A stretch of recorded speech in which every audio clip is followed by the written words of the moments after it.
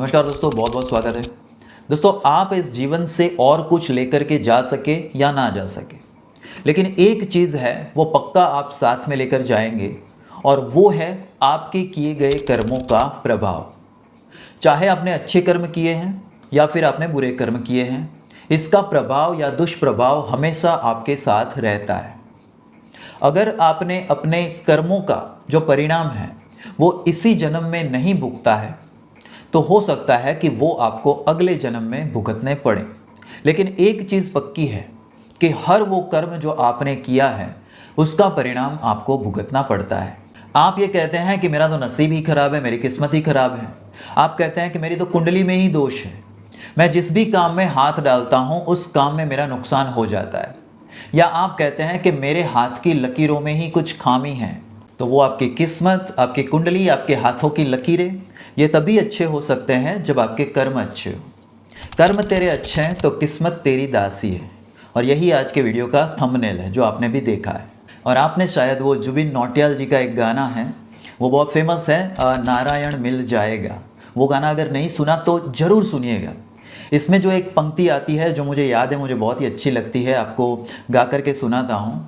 वो उसमें कहा गया है कि नियति भेद नहीं करती, जो लेती है वो देती है, जो बोएगा वो काटेगा, ये जग कर्मों की खेती है ना।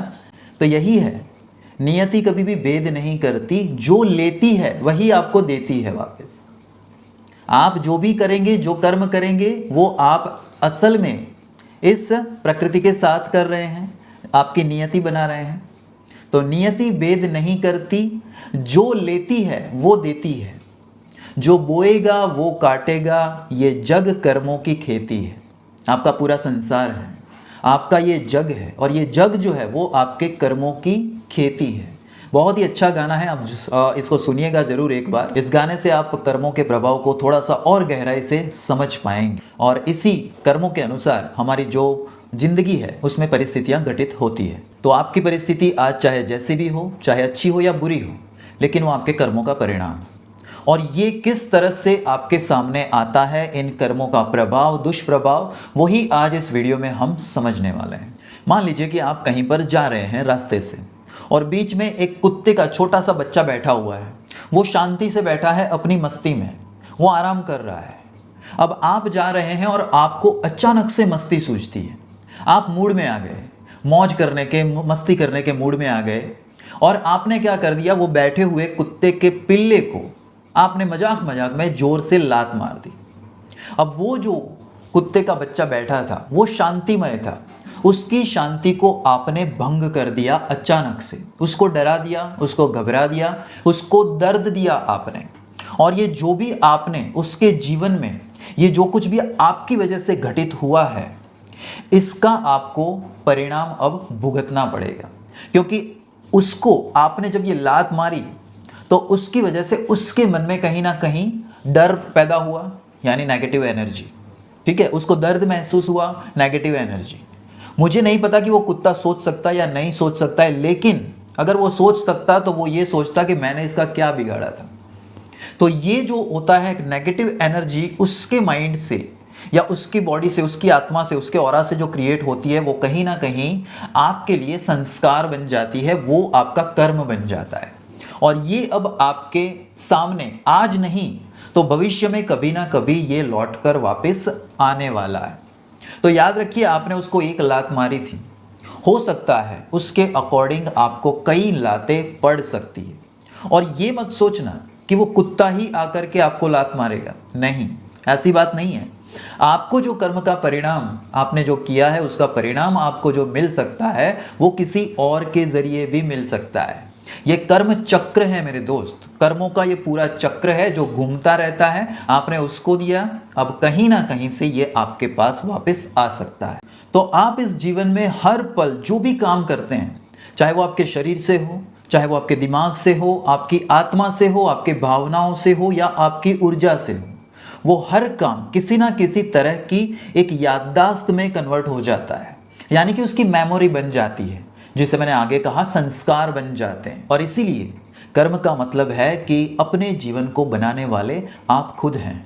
तो दोस्तों, अपने भाग्य को कोसना बंद कर दीजिए। इंसान कभी भी भाग्यशाली नहीं होता अपने जन्म से, उसका भाग्य बनता है उसके कर्म से। तो अगर आप किसी के साथ गलत करने जा रहे हैं तो अपनी बारी आने का इंतज़ार भी जरूर करना, और वो आएगी। और अगर आप किसी के साथ बुरा कर रहे हैं तो ये परमात्मा भी आपसे मुंह मोड़ लेगा। ये ईश्वर, ये परमात्मा, ये ब्रह्मांड उसी के साथ होता है जिसके कर्म अच्छे होते हैं। जो पावन कर्म करता है उसी के साथ ये भगवान होता है। हाँ, अगेन वो जो गाना था उसकी एक मुझे और भी पंक्ति है जो याद आ रही है, मैं आपको गा करके सुनाता हूँ।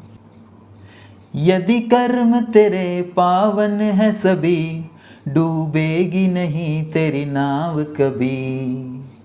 तेरी बाह पकड़ने को वो भेस बदल कर आएगा, पता नहीं किस रूप में आकर नारायण मिल जाएगा। पता नहीं किस रूप में आकर नारायण मिल जाएगा। दोस्तों, क्या कहता है कि यदि कर्म तेरे पावन है सभी, डूबेगी नहीं तेरी नाव कभी। कभी नहीं डूब सकती आपकी नाव अगर आपके कर्म सभी के सभी पावन है तो।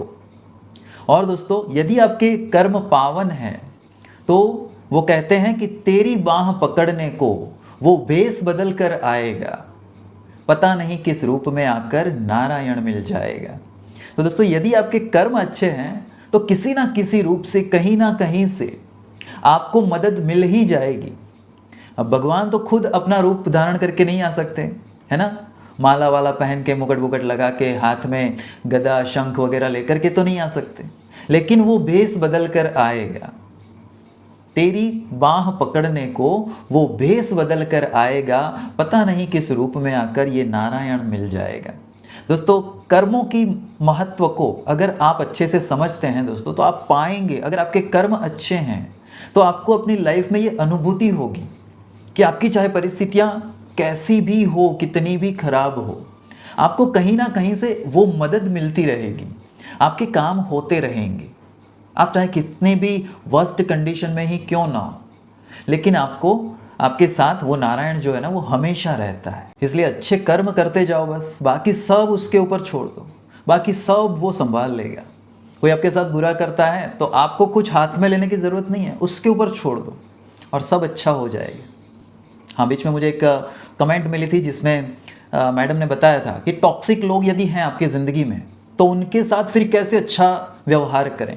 अगर कुछ टॉक्सिक लोग हैं, बुरे लोग हैं जो आपके साथ में हमेशा बुरा करते हैं, बुरा व्यवहार करते हैं, तो अब हम उनके साथ में अच्छा कैसे रहें, वो मेरे से नहीं हो सकता, उन्होंने लिखा था।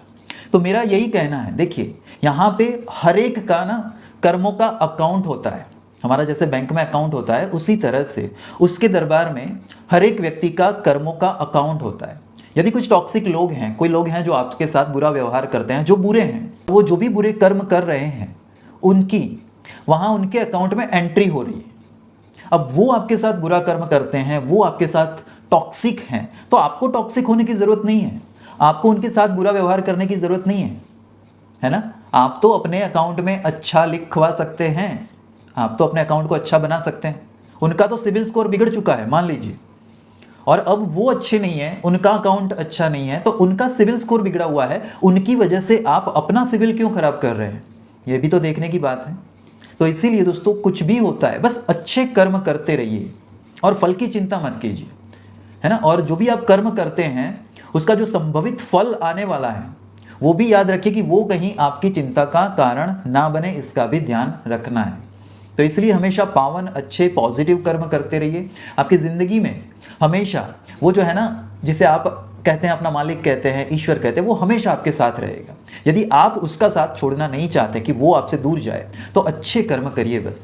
इसलिए जाते जाते मेरी ये आखिरी लाइन ज़रूर याद रखना कि आपके कर्म ही आपकी पहचान है, वरना एक नाम के हज़ारों इंसान हैं, है ना।